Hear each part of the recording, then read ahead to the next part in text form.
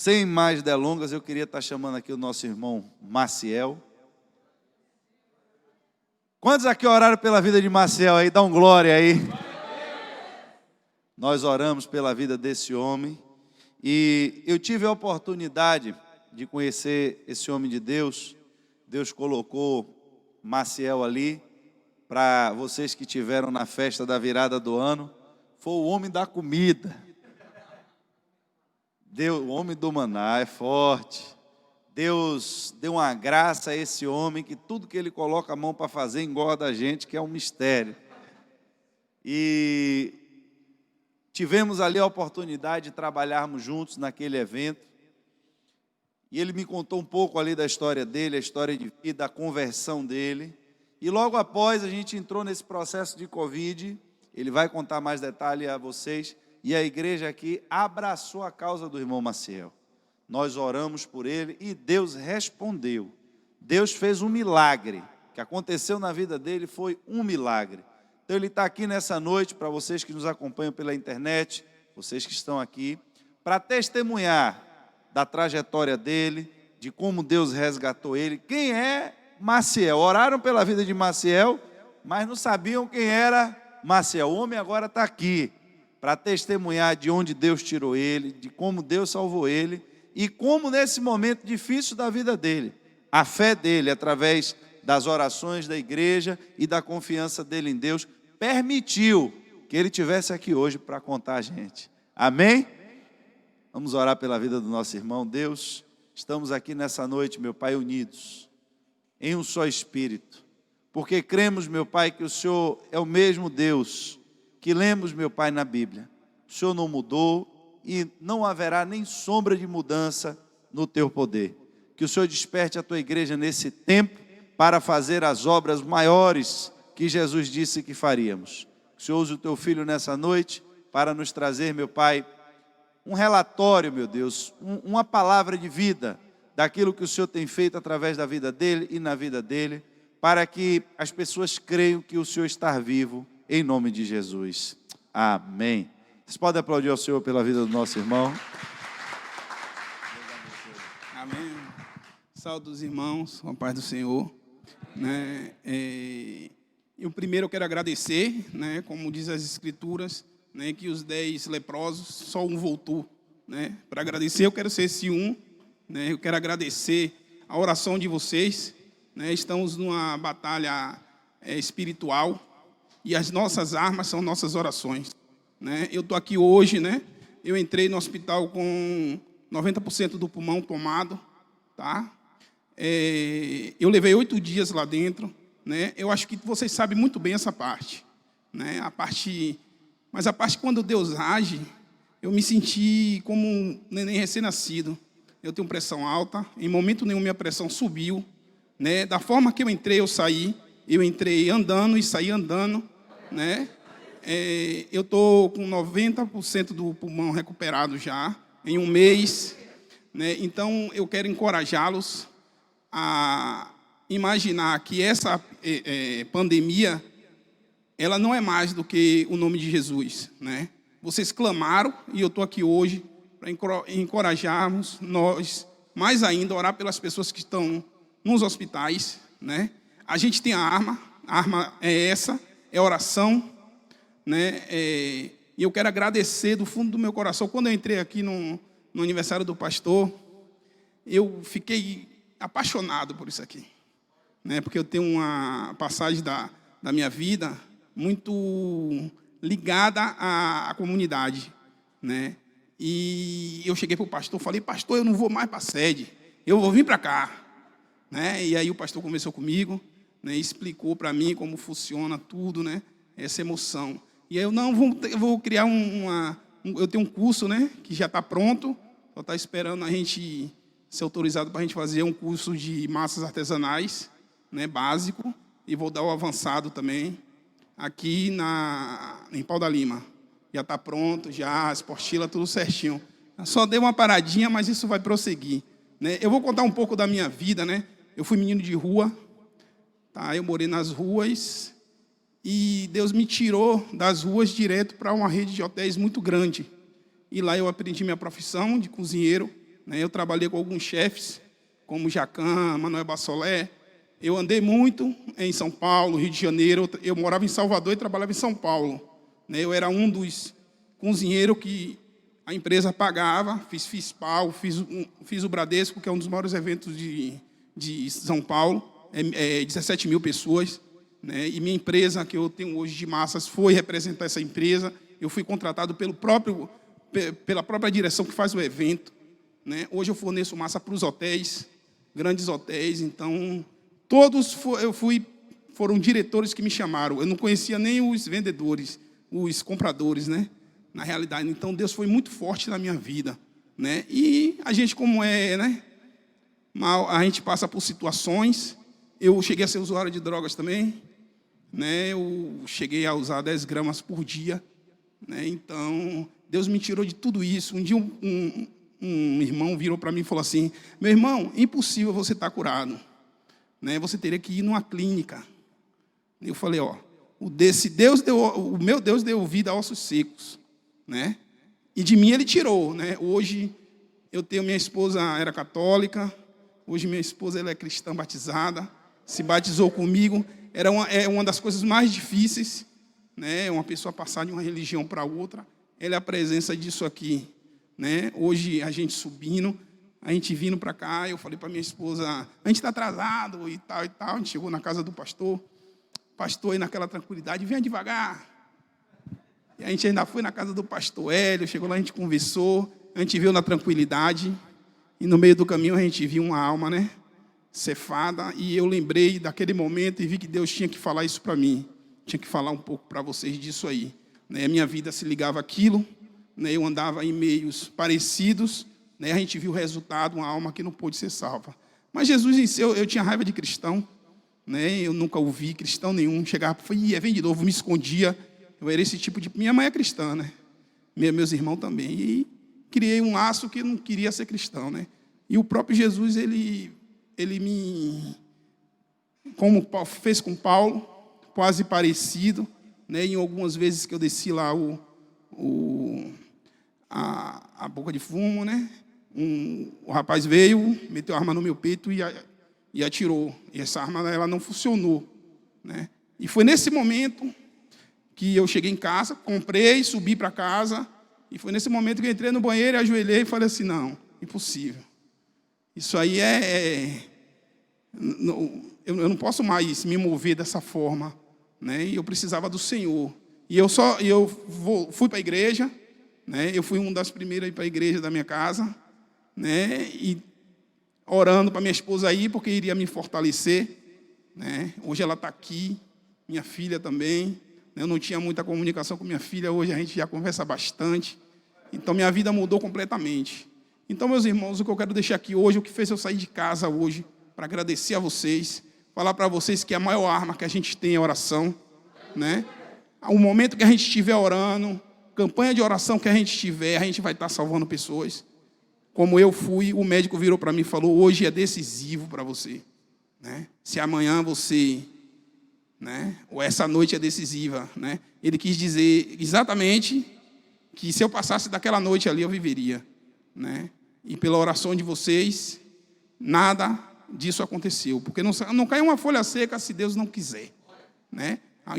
Como ele fala: onde tiver um ou dois reunidos em meu nome, ali estarei. Eu senti a presença dele, né? Através de vocês que oraram, né? Que clamaram o nome dele, que buscaram a presença, né? E os anjos esteve lá, me visitaram, me tirou da UTI. Inclusive, eu saí da UTI 2 horas da manhã, né? Eu saí 2 horas da manhã e ainda liguei para minha esposa. Falei: rapaz, estão me levando para onde? Né? De lá, eu fui de manhã. Eu passei para o quarto de isolamento. No quarto de isolamento, o médico chegou para mim e falou: você está de alta. Eu falei: pixe, rapaz, esse cara bota eu para morrer em casa, né? Porque geralmente o cara libera o cara, né? E nada disso aconteceu. Eu estou aqui saudável, né? E para honrar o nome do Senhor mais uma vez, eu quero agradecer a vocês do fundo do meu coração. E quanto mais você orar pelas pessoas que estão lá, a gente tem a arma. Esse vento ele pode passar a hora que Deus quiser. Ele a cura, né? Ele é o médico dos médicos, né? Ele que pode fazer qualquer coisa, o que vocês imaginarem, Ele consegue fazer. Como me tirou das drogas, como me tirou da rua. Quando eu saí de casa, eu olhava para trás e falava, porra, para onde eu vou? Né? Hoje eu estou aqui, hoje eu tenho endereço, hoje eu tenho uma família linda, né? Tenho minha esposa que me acompanha, né? Faz campanha de oração. Acho que eu estou correndo para ver se eu pego ela agora. Porque agora até jejum está fazendo, tá? Né? E eu tenho que estar firme. Tá bom, meus irmãos? Quero agradecer a vocês mais uma vez, tá? E pedir, né?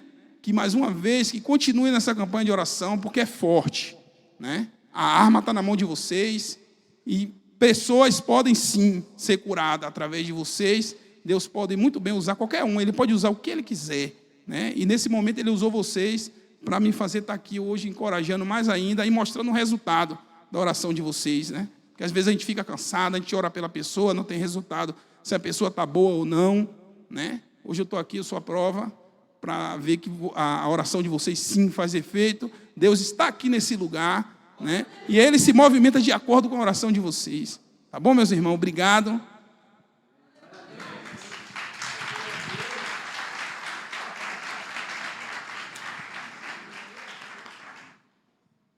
Amém. Queridos, é muito bom quando a gente vê o mover de Deus. E hoje eu não vou pregar. Eu quero ler com vocês um texto na Bíblia, no livro do profeta Isaías, capítulo 1. Nós vamos ler do verso 11 ao verso 20. Eu só vou anunciar para vocês algo da parte de Deus. Isaías, capítulo 1, do verso 11 ao verso 20. Nós não estamos aqui com esse testemunho do irmão Maciel vendendo nada dentro da igreja. Não tem nenhum artefato mágico aqui dentro da igreja. Não tem oração aqui forte no altar da igreja. Ele estava lá no hospital. E a gente orou daqui e Deus foi lá e curou ele. A gente não está vendendo nada dentro da igreja. Você não precisa dar dízimo e oferta para receber oração da igreja. Nós estamos aqui com a única e exclusiva missão que o nome de Jesus Cristo seja glorificado. Não tem outro propósito. Pode ter outro canto, aqui não tem. Aqui eu lhe garanto. Aqui todo propósito é para que o nome de Jesus seja glorificado. Isaías capítulo 1, verso 11 ao verso 20. Tem algumas pessoas da igreja que estão nesse plano bíblico comigo. Nós estamos lendo a Bíblia toda em ordem cronológica. E hoje eu li esse texto de Isaías 1, do verso 11 ao verso 20. E tem a ver com algo que Deus está... Eu queria uma palavra para descrever a ação de um tornado, a ação de um maremoto, a ação de alguma coisa que varre tudo e mexe tudo e... Colossal sangue de Jesus. Só deixa o rapaz em paz, rapaz. Esse Paulo, meu Deus. Eu estou tentando achar uma palavra aqui, irmão, e não estou acertando, mas é um rebuliço daqueles, um negócio que está fervendo. Eu estou parecendo que estou dentro de uma panela de pressão com essa palavra que Deus tem colocado no meu espírito. Isaías 1, do verso 1 ao 20, eu vou ler o texto e vou explicar a vocês, não vou pregar, como eu disse. Para que me oferecem tantos sacrifícios? Preste atenção, irmãos. Quem está falando é Deus. Para que vocês estão me oferecendo tantos? Pergunta o Senhor. Para mim, chega de holocaustos de carneiro e da gordura de novilhos gordos, porque eu não tenho nenhum prazer no sangue de novilhos, de cordeiros e de bodes. Quando vocês veem a minha presença, quem pediu que pusessem os pés em meus atos? Parem de trazer ofertas inúteis. O incenso de vocês é repugnante para mim.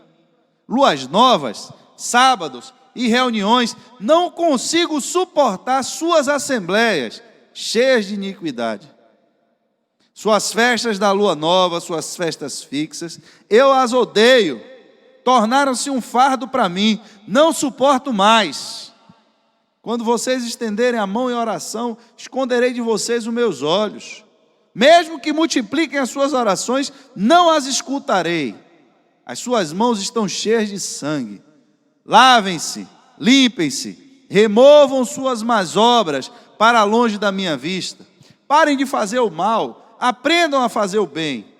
Busquem a justiça, acabem com a opressão. Lutem pelos direitos do órfão e defendam a causa da viúva. Venham, vamos refletir juntos, diz o Senhor. Embora os seus pecados sejam vermelhos como a escarlate, eles se tornarão brancos como a neve. Embora sejam rubros como púrpura, como a lã se tornarão. Se vocês estiverem dispostos a obedecer, comerão os melhores frutos dessa terra. Irmãos, você lê a promessa do verso 19. Se vocês estiverem dispostos a obedecer, comerão, mas se resistirem e se rebelarem, serão derrotados pela espada, pois o Senhor é quem fala.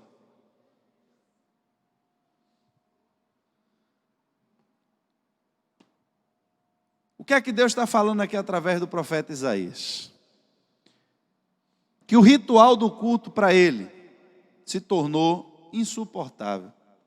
Que ele não tinha prazer em estar presente naqueles dias no culto, por causa da falta de percepção espiritual das pessoas. O que foi que aconteceu? O povo vivia a sua vida normal, seguia seus próprios caminhos e achava que se entrasse na igreja e desse seus dízimos, suas ofertas, participasse das campanhas, Deus agora tinha a obrigação de ouvir e atender eles. E Deus incomodando o meu espírito, dizendo: é o que está acontecendo nos dias de hoje.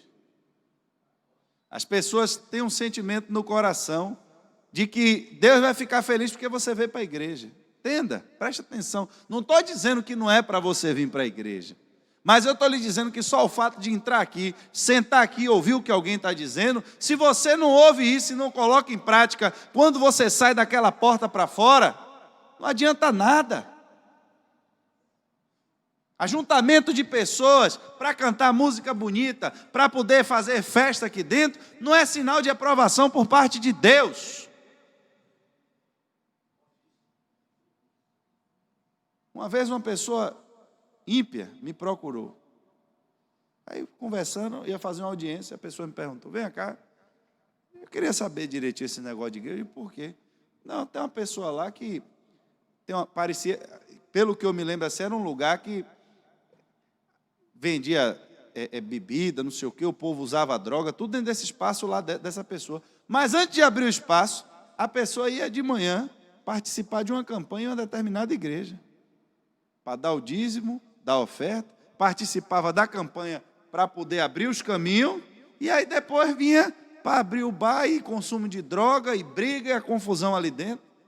A pessoa me perguntou: como é que funciona isso? Me explica aí, que eu não estou entendendo mais não. A pessoa vai na igreja para Deus abençoar uma bagunça daquela? As pessoas estão perdendo a noção, irmãos, do que é santo, do que é espiritual. Estão procurando só um jeito de se dar bem. Se disser que se fizer um ritual ali ela vai se dar bem, ela vai. Aí tem gente que tem medo do diabo, aí não vai lá. Aí se vai se dar bem na igreja, então é melhor, né? Porque aqui o risco é menor. Aí Deus está dizendo: rapaz, esse negócio de oferta, de holocausto, quem foi que pediu isso a vocês? Quem mandou vocês virem para a igreja? Deus dizendo isso. Quem mandou vocês virem para o culto?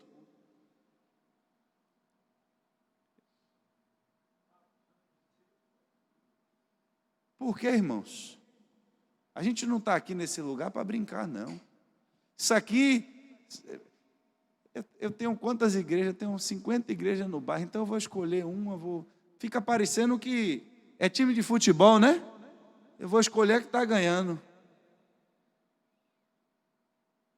Deus está querendo mudar a estrutura do culto. Está querendo colocar em ordem as coisas. Realinhar o funcionamento do culto. Entender de fato o que é um culto. Porque a gente perdeu. É porque eu não tenho como passar para vocês tudo aqui. Muita gente não suportaria. Não suportaria. Acreditem no que eu estou lhe dizendo. Eu ontem estive com o pastor presidente dessa igreja, conversando com ele, e quando eu passava para ele as revelações do que Deus estava me mostrando nesse tempo, eu pude conversar com Paulo, porque o Ministério de Louvor vai ter uma participação muito forte nesse novo momento. Mas vocês vão entender de fato o que é um culto quando você invoca a presença de um Espírito no meio dele. Não é mais culto de eu vir sentar aqui para assistir, para ver o que vieram fazer aqui, não. Vocês vão ver que a coisa vai mudar. Muita gente vai se escandalizar. Muita gente vai sair. Não se incomode, não. Porque qual foi a proposta de Deus? Preste atenção. Eu quero que vocês removam a iniquidade. Eu quero que vocês removam a sujeira. Mas, se você observar, ele começa dizendo, vocês vão precisar começar a mudar algumas coisas. E a proposta dele é, comece defendendo a causa do órfão. Comece cuidando das viúvas. O que Deus está dizendo, vocês precisam começar a desenvolver primeiro o amor dentro da igreja. Porque ainda que os seus pecados estejam vermelhos como a escarlate, sou eu quem venho no meio da igreja e transformo os seus pecados para que fiquem brancos como a neve. A presença de Deus no meio da igreja faz com que os pecados sejam perdoados. É Ele quem remove a iniquidade, é Ele quem remove a sujeira, não é você, pelo seu próprio esforço, pela sua própria disciplina, que vai vencer pecado, não, irmãos.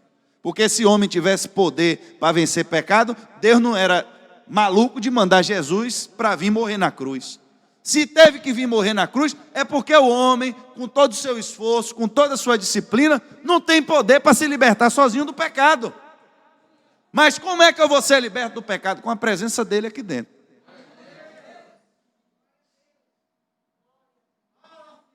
Agora, eu preciso mudar meu coração. Eu preciso começar a desenvolver o amor. Eu preciso amar o próximo. Preciso amar meu irmão. Eu preciso colocar em prática aquilo que eu tenho aprendido. Aí vem agora a proposta. Quem aceitar, a Bíblia diz, você agora vai estar habilitado a prosperar, a comer do melhor da terra. Aqui ninguém vai ficar fazendo campanha para Deus prosperar, para fazer chuva. Não, irmãos. É natural, está escrito aqui, obedeça, aceite, porque de recompensa, Deus vai prosperar tudo que você fizer. Você vai comer o melhor da terra. Agora também, se não aceitar, a peste e a espada está tudo aí.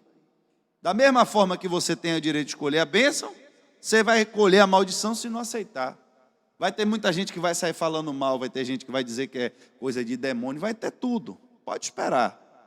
Agora, quem tiver com os olhos espirituais abertos vai entender o que é que Deus está fazendo. Porque Deus vai fazer uma coisa nova. Isso aí eu não tenho dúvida. É algo novo, irmãos. O que é? Se eu soubesse, não seria novo. Eu não sei. Não me disse, Deus não me disse diretamente o que é. Mas vai mudar a estrutura do culto. O que? Eu não sei. Vai acontecer, na hora você vai ver. Porque a gente vai mudar agora a nossa postura. Eu não venho mais para a igreja para assistir um culto. Eu não venho mais para aqui para a igreja para ver um grupo tocar. Eu não venho mais para aqui para a igreja para ouvir uma palestra. Eu vou vir para a igreja agora porque eu entendo e compreendo que quando eu entro nesse lugar, que há uma invocação de um espírito. Vocês conseguem entender o que é invocar um espírito? Eu vou invocar a presença de um espírito. A palavra, isso está martelando, né, Paulo? Na minha cabeça essa palavra. Eu fiquei martelando na cabeça de Paulo para ver se entra na dele também. Eu preciso invocar um espírito para que ele se manifeste. Buscar-me-eis Quando me buscares de qualquer jeito. Quando me buscares um pouquinho. Quando me buscares 10 minutos durante o culto. Foi quando me buscares como? De todo o coração exige invocação. Exige invocação. Eu vou começar a invocar o Espírito de Deus no meio dessa igreja. A igreja agora vem para esse lugar, não é para assistir mais culto, você vai vir, é para invocar o Espírito de Deus nesse lugar. Então quer dizer que Deus não estava presente aqui? Meu irmão, em nome de Jesus, cresça. A gente está mudando de nível.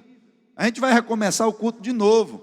Só que não vai começar do zero. Vamos recomeçar de onde a gente parou. Só que é outro nível. É para recomeçar de novo. Vai começar de novo. É um mover novo. É algo novo que Deus quer fazer nesse tempo. Por quê? Porque hoje você entra em cultos que você não sabe mais qual é o que tem a presença de Deus, qual é o que não tem, qual é o que é certo, qual é o que não é. Fica todo mundo perdido. Mas Deus vai fazer de novo diferença entre o santo e o profano, entre o puro e o impuro.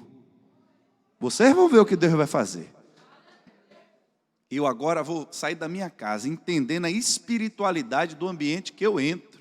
Quando eu entrar nesse lugar aqui, eu vou entender que esse lugar está sendo consagrado, santificado, para eu invocar a presença de Deus. Eu vou entender agora a seriedade do culto. Não é o lugar que eu sento e aí dou uma olhadinha aqui no zap, e aí vou ali, tomo uma água, e aí dou uma futucada no Colosso, já aboliram com você, então vai ser você mesmo. Dou uma futucada no Colosso, e aí comenta e diga, mesmo, essa menina aí que canta hoje veio com um penteado meio mais ou menos. Vai perder isso, irmão, não vai ter espaço para isso mais. Porque a presença de Deus manifesta nesse lugar, vai ser tão forte, que você vai ver a presença de Deus. Vai deixar de ser utopia, jargão de ministro de louvor. Quantos estão sentindo a presença de Deus nesse lugar? O cara está sentindo nada e levanta a mão só porque o cara mandou. Vai parar com essa palhaçada. Irmão, vai acabar, eu estou dizendo a você. Acredite, vai parar com essa palhaçada. Quando alguém disser que está sentindo a presença de Deus, você vai ver. Porque quando ele desceu a primeira vez, todo mundo viu e ouviu. Preste atenção. Quando ele desceu, está todo mundo no cenáculo reunido, invocando a presença do Espírito. Aí o Espírito desce.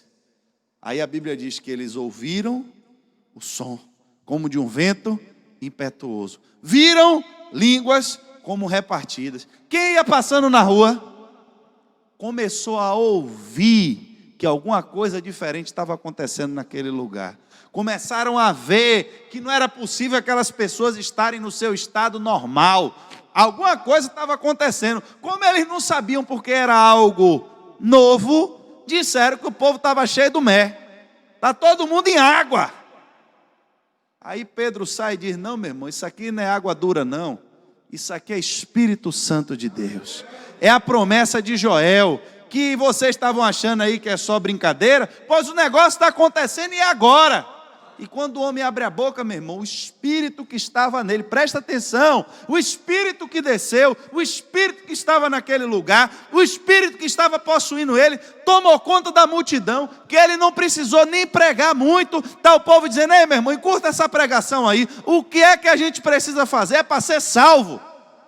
Que o Espírito presente aqui já convenceu que todo mundo aqui está indo para o inferno. Então agora a gente precisa ser salvo. Me ensine aí o que é que eu preciso fazer para ser salvo.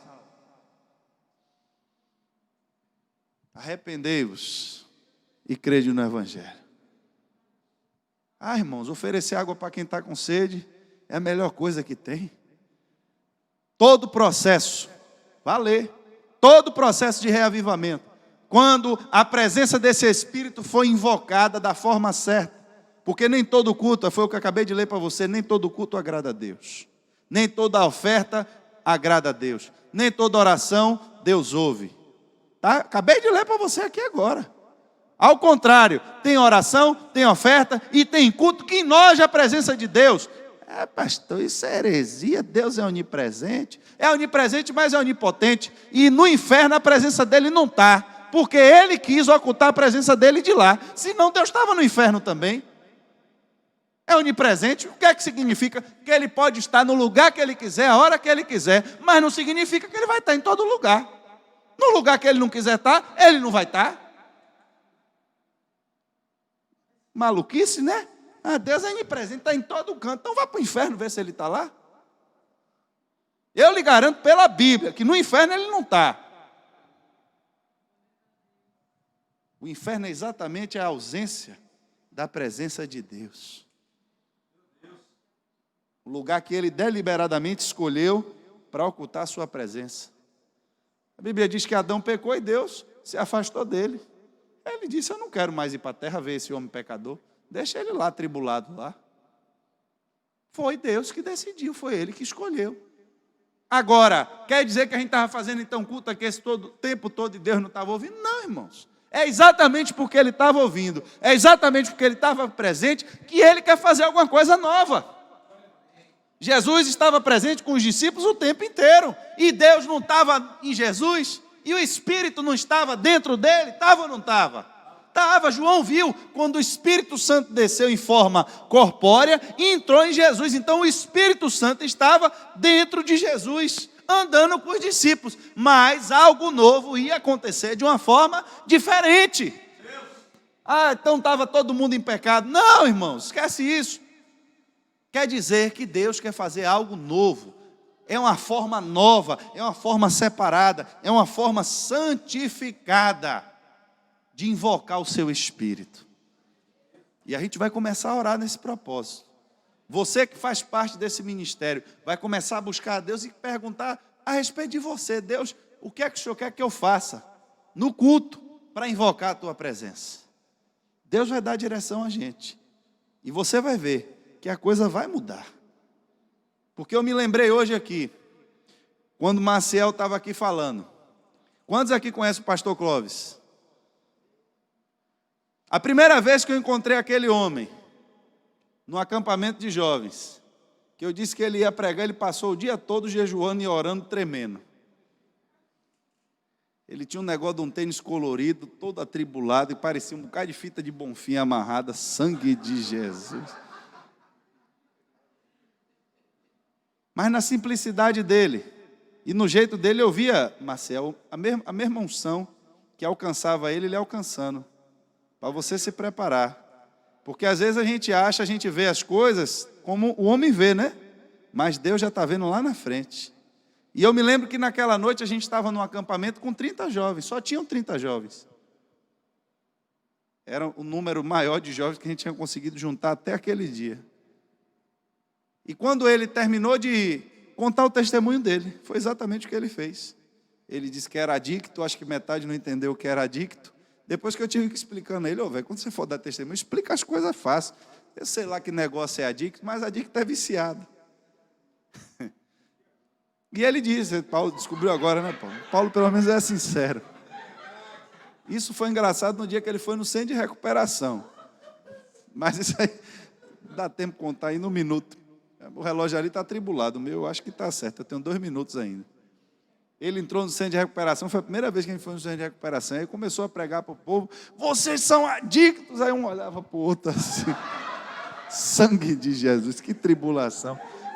A presença de Deus naquele centro de recuperação foi tão forte que o centro de recuperação fechou. 2 cultos que a gente fez lá, o centro fechou. Sabe por que fechou? Como é que fecha o centro de recuperação? Porque a família mandava o dinheiro para os internos, o administrador botava o dinheiro no bolso e liberava para os caras usar droga dentro do centro de recuperação. Aí ele ficava com dinheiro, nem pasta de dente os caras tinham para escovar o dente. Mas aí tinha um menino lá que tinha uns 13 ou 14 anos, que era quem fazia o processo do avião, trazia a droga para dentro do centro. Então, na verdade, eles estavam no paraíso da droga, numa chácara escondida, no meio do mato, sem polícia, sem traficante, sem ninguém armado, a droga chegando limpinha na mão deles e eles doidão o dia todo lá dentro. E o cara botando dinheiro no bolso. Rapaz, quando a gente chegou lá, que o adicto foi para um lado, o adicto foi para o outro, mas a presença de Deus desceu, meu irmão. Os caras se converteram, foram libertos, chamaram a família e denunciaram e disseram: olha, o que está acontecendo aqui é isso, isso e isso, o centro fechou. Hoje, o pastor Clóvis toma conta de uma congregação, mas naquela noite, era aproximadamente 8 horas da noite, quando ele terminou de dar o testemunho dele, em uns 15 minutos mais ou menos, igual o Marcial deu dele aqui. Quando ele terminou de dar o testemunho, que eu peguei o microfone para orar, a presença de Deus desceu naquele lugar, de uma forma que eu nunca tinha visto. Eu nasci dentro da igreja. Mas até aquele dia, eu nunca tinha visto a presença de Deus descer tão... Não tinha ninguém tocando, não tinha instrumento, não tinha nada. Não tinha nada. Para dizer que alguém estava fazendo uma hipnose musical, fazendo uma técnica de relaxamento, não tinha nada, irmãos. Eu só peguei o microfone, tinha grilo, sapo. Eu disse: eu quero orar por vocês aqui, e Deus está me mostrando que vocês estão com medo de voltar para casa. Quando eu falei isso, veio todo mundo na frente. E quando a gente começou a orar, Deus batizou gente com o Espírito Santo. Foi gente tendo revelação. Eu que nunca tinha visto Deus falar comigo. Começou a me dar a vida do menino todo que estava do meu lado. Eu comecei a falar, o menino começou a chorar. Eu disse: o que é isso aqui? Que se eu pudesse não acabava mais. Até 00:30, os jovens ainda estavam lá reunidos, cantando e tocando e louvando a Deus. Sem ninguém mandar. Todo mundo. E desses aí, temos hoje grandes jovens que já estão à frente de ministérios, estão desenvolvendo a obra de Deus, que experimentaram esse mover de Deus nesse dia.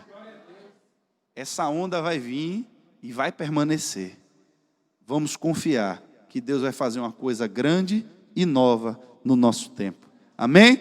Vamos ficar de pé em nome de Jesus.